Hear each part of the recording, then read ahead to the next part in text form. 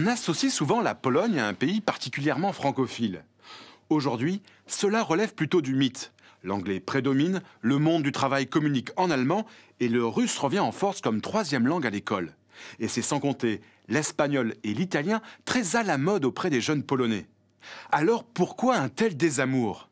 Eh bien le français est souvent perçu comme une langue difficile et peu utile.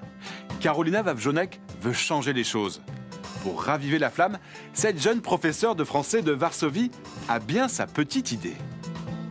Ce que nous faisons dans notre association, nous proposons des ateliers de culture sur la francophonie à différents publics. Ce qu'on fait, c'est de présenter que la langue française n'est pas parlée seulement en France, de leur montrer que le français est présent partout dans le monde, mais aussi de les inciter à découvrir l'influence de la langue française sur la langue polonaise, par exemple, mais de leur montrer que bien qu'ils ne sachent pas parler français, ils connaissent beaucoup de mots en français. Et c'est aussi le moment où on peut créer un public, disons, sophistiqué. Ça veut dire un public qui serait meilleur s'il parle français. Voilà. Ça veut dire de leur montrer qu'ils vont monter à un certain niveau sur lequel les autres ne peuvent pas monter. Avec le français, on s'élève autrement. Voilà l'idée. En Pologne, la langue française doit être tenue pour ce qu'elle est, un vecteur de culture, de détente, d'épanouissement, et se démarquer franchement des attentes purement utilitaires de l'anglais. Une stratégie qui pourrait s'avérer payante avec des professeurs de français plus que motivés. À eux de jouer.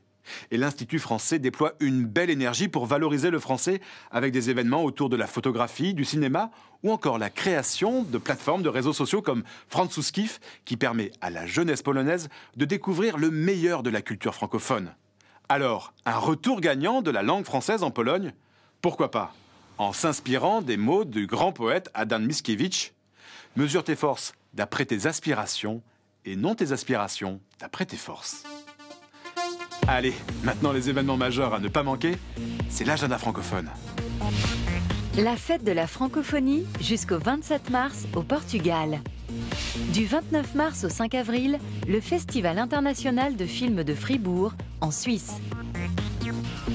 Rendez-vous maintenant sur Internet pour voir les bonus exclusifs, réagir, mais aussi apprendre et enseigner le français avec cette émission.